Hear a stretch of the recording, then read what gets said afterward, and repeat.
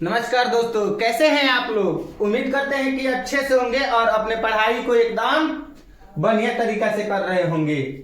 आज हम लोग केमिस्ट्री का इंपॉर्टेंट ऑब्जेक्टिव देखने वाले हैं जो कि क्लास 10th बिहार बोर्ड का होगा। ठीक है, तो आप लोग चलिए हम लोग क्लास को स्टार्ट करते हैं और एक एक प्रश्न को बेहतरीन तरीका से देखने का प्रयास करते हैं। आप लोग क्लास को एकदम शुरू से लेकर लास्ट तक देखिएगा।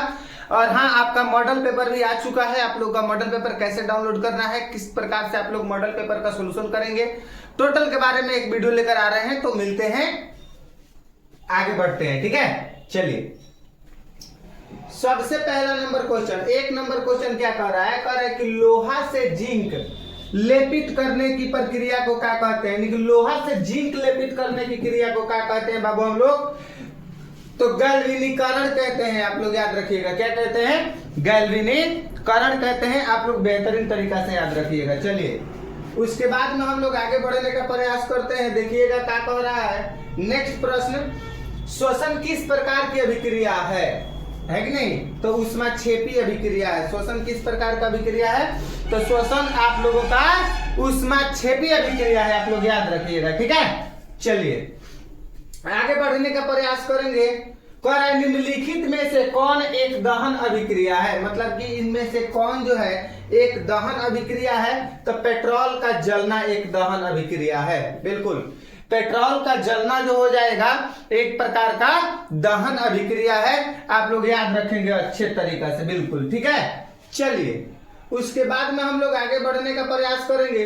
रासायनिक अभिक्रिया के दौरान किसी पदार्थ में ऑक्सीजन का योग यानी वृद्धि कहलाता है। रासायनिक अभिक्रिया के दौरान किसी पदार्थ में ऑक्सीजन का योग यानी कि वृद्धि क्या कहलाता है, आप लोग फटाफट से बताएंगे, तो उपचयन कहलाता है। क्या कहलाता है बाबू, उपचयन कहलाता है। आप लोग याद रखिएगा। ठीक है, अब देखिएगा क्या कह रहा है।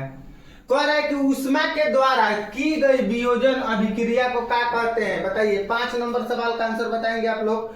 क्या कहलाता है, 5 नंबर सवाल का आंसर बताएंगे आप लोग। ठीक है, तो आपका ऊष्मीय वियोजन कहलाता है। क्या कहलाता है, ऊष्मीय वियोजन कहलाता है। ठीक है, चलिए आगे देखिए। कह रहा है कि जिन अभिक्रियाओं में ऊर्जा का अवशोषण होता है, जिन अभिक्रियाओं में ऊर्जा का अवशोषित होता है उन्हें क्या कहते हैं, बताइए। 6 नंबर का बताइए। 6 नंबर यानी कि ऊष्मा शोषी अभिक्रिया कहते हैं। क्या कहते हैं बाबू, ऊष्मा शोषी अभिक्रिया कहते हैं। बिल्कुल ध्यान दीजिएगा।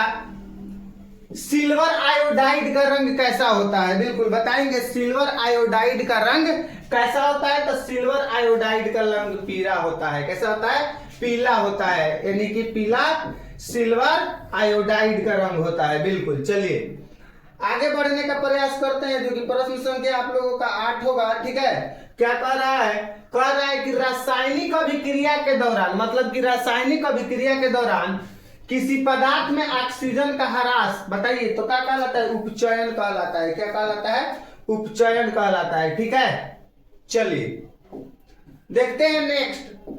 9 नंबर क्या कर रहा है। विद्युत रोधी बर्तन में खाद्य सामग्री रखने से उपचयन की गति हो जाती है। क्या हो जाती है बाबू, तो धीमी हो जाती है कि नहीं, धीमी हो जाती है। आप लोग याद रखिएगा।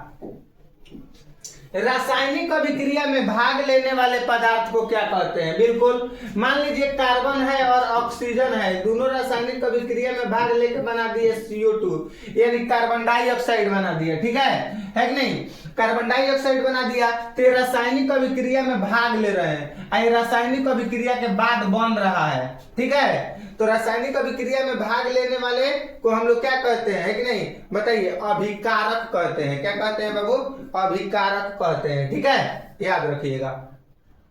देखिएगा 11 नंबर, निम्न में कौन ऑक्सीकरण की क्रिया नहीं है, तो अवक्षेपण नहीं है। कौन नहीं है, अवक्षेपण नहीं है। ठीक है, 12 नंबर देखिएगा। भोजन का पचना किस प्रकार की अभिक्रिया है, बिल्कुल बताएंगे आप लोग। भोजन का पचना किस प्रकार की अभिक्रिया है। ठीक है, बिल्कुल बताइए, क्या है, अपचयन है। ठीक है, याद रखेंगे आप लोग। ठीक है, चलिए आगे देखते हैं। जब कल्ली चूना पर जल डाला जाता है तब किस प्रकार की अभिक्रिया होती है। जब हम कल्ली चूना पर जब जल को डालते हैं तो किस प्रकार की अभिक्रिया होती है, आप लोग को बताएंगे किस प्रकार की अभिक्रिया होती है कि नहीं। तो आप लोग को ऊष्माक्षेपी अभिक्रिया होती है। किस प्रकार की अभिक्रिया होती है, ऊष्माक्षेपी अभिक्रिया होती है। ठीक है, देखिएगा अभिक्रिया जिसमें आयनों का आदान प्रदान होता है क्या कहते हैं, द्विविस्थापन। इंपॉर्टेंट है, जिसमें आयन का आदान प्रदान होगा ना वो द्विविस्थापन होगा, आप लोग याद रखेंगे। ठीक है, बिल्कुल। देखिएगा 15 नंबर सवाल क्या कह रहा है, निम्नलिखित में कौन विजातीय यौगिक है, बताइए कौन विजातीय यौगिक है। निम्नलिखित में कौन विजातीय यौगिक है, तो प्लास्टर ऑफ पेरिस जो है विजातीय यौगिक है। ठीक है बाबू, देखिएगा निम्नलिखित में से पीएच का कौन सा क्षारक विलयन का मान देता है, मतलब कौन देता है। 16 नंबर सवाल का बताइए कौन होगा, तो 13 हो जाएगा। कौन सा हो जाएगा दोस्त, 13 हो जाएगा, आप लोग याद रखिएगा। 17 नंबर, किसी भी उदासीन विलयन का पीएच मान होता है। जी बिल्कुल, किसी भी उदासीन विलयन का पीएच मान 7 होता है। किसी भी उदासीन विलयन का पीएच मान कितना होता है, 7 होता है, बिल्कुल।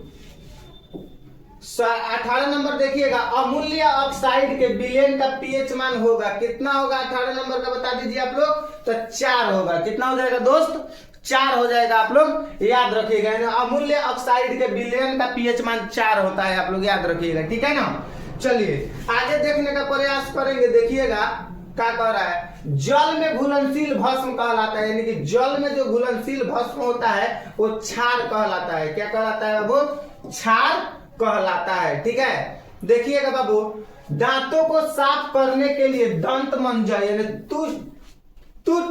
टूथपेस्ट प्राय दंत मंजन कैसा होता है, तो क्षारीय होता है। ठीक है, चलिए नेक्स्ट देखिएगा क्या कह रहा है, शुद्ध जल का पीएच मान, बिल्कुल बिल्कुल, शुद्ध जल का पीएच मान 7 होता है। शुद्ध जल का पीएच मान कितना होता है, 7 होता है, आप लोग याद रखिएगा। ठीक है, नेक्स्ट प्रश्न कह रहा है कि कोई भी विलयन नीले लिटमस पत्र को लाल कर देता है, इसका पीएच मान होगा, बताइए। कोई भी विलयन जो क्या करता है बाबू, नीले लिटमस पत्र को लाल कर देता है तो इसका पीएच मान कितना होगा बाबू, तो 6 होगा। कितना हो जाएगा, 6 हो जाएगा। ठीक है, आसान है बिल्कुल। देखिएगा लौंग तेल किस प्रकार का सूचक है, मतलब कि लौंग तेल जो है किस प्रकार का सूचक है, तो गंधीय है। किस प्रकार का सूचक है, गंधीय, बिल्कुल। देखिएगा दही में कौन सा अम्ल पाया जाता है, बिल्कुल बताएंगे कि दही में कौन सा अम्ल पाया जाता है, बता दीजिए कौन सा अम्ल पाया जाता है, तो लैक्टिक अम्ल पाया जाता है। दही में कौन सा अम्ल पाया जाता है, तो दही में लैक्टिक अम्ल पाया जाता है, आप लोग याद रखिएगा, है कि नहीं, इंपॉर्टेंट है, समझा।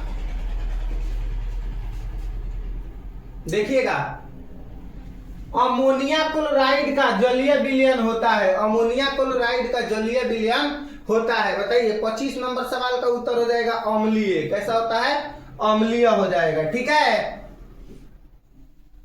देखिएगा 26 नंबर क्या कह रहा है कि एसिटिक अम्ल का प्राकृतिक स्रोत निम्न में से कौन है, मतलब कि एसिटिक अम्ल का प्राकृतिक स्रोत सिरिका है। आप लोग याद रखेंगे एसिटिक अम्ल का प्राकृतिक स्रोत सिरिका हो जाएगा, जो कि एकदम इंपॉर्टेंट प्रश्न है। ठीक है, एसिटिक अम्ल का प्राकृतिक स्रोत। ठीक है,